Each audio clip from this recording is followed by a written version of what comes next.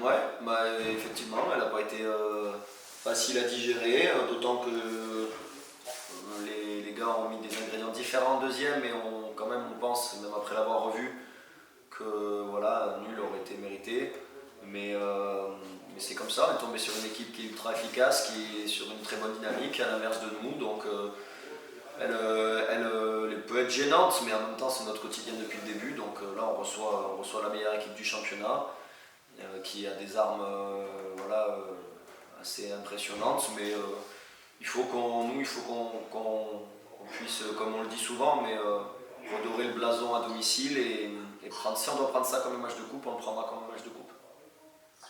Bah non, alors c'est pas tant pour le besoin, il y a besoin de points, mais les nuls nous feront pas avancer plus que ça. On le voit d'ailleurs, on s'accroche tant bien que mal à une 14e place qu'on a finalement gratté justement grâce à une petite victoire à QRM. Donc parfois voilà, les victoires c'est sûr qu'elles font avancer plus que les nuls.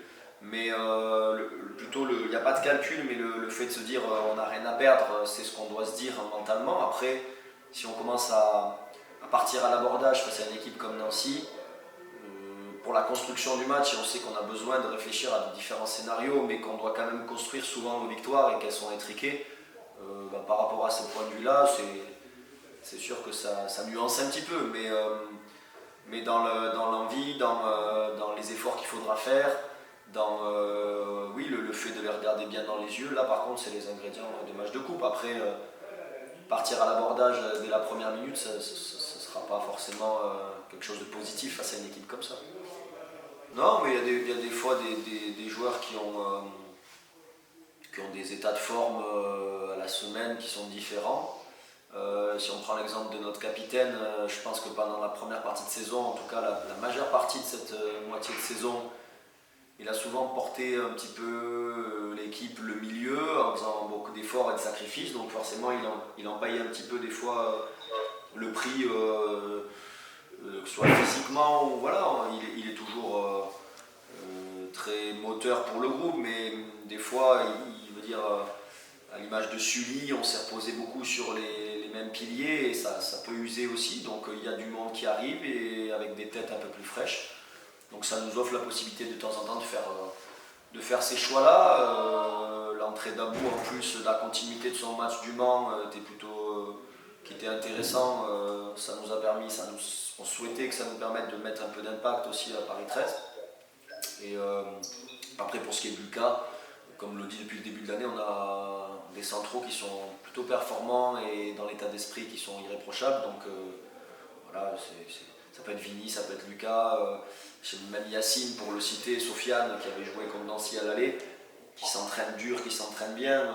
De ce côté-là, il y a des fois des logiques un peu de forme du moment, mais pas plus que ça, quoi. Et c'est toujours pareil, on a encore fait beaucoup de recrues et encore dans un mercato estival où d'habitude on fait des ajustements, nous on a fait une refonte, donc l'équipe elle va être plus forte si on se sert des profils variés qu'on a. On a des profils pour changer de système ou pour répondre à des problématiques de match qu'on ne pouvait pas forcément résoudre auparavant, que ce soit un peu d'impact offensif, de vitesse, de percussion, des profils plus excentrés parce qu'aujourd'hui on en avait très peu. Mais pour juger ça, il faudra aussi voilà, déjà déclencher quelque chose rapidement pour donner de la confiance à tout le monde. Et puis après, les automatismes doivent prendre très vite. Donc c'est vrai que c'est toujours bien d'avoir des recrues, on en avait vraiment besoin. Après, il y a une mayonnaise à faire prendre aussi le plus vite possible. Oui, mais ça a tellement changé, même Nancy a bien évolué.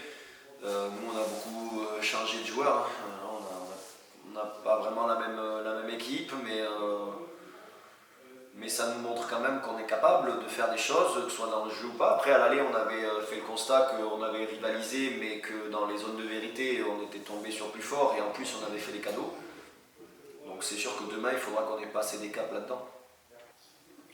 Il y avait déjà un fossé avant qu'on aille à QRM, et puis on s'est aperçu que sur une journée, des fois, avec les confrontations directes, le fossé voilà, en tout cas l'écart diminue. Alors aujourd'hui, de toute façon, on sait qu'on est engagé dans un maintien avec, si on prend l'envergure d'envergure club et financière, on n'est pas nombreux à jouer cette bataille-là, et en plus il y a des équipes qui performent et donc qui ne sont pas avec nous. Maintenant, c'est sûr qu'il faut essayer de concerner le maximum d'équipes, mais au-delà de compter les points et les places, aujourd'hui il faut qu'on réengage une spirale positive et il faut refaire tourner le compteur points rapidement pour ensuite, voilà, si on doit se battre à 4, on se battra à 4.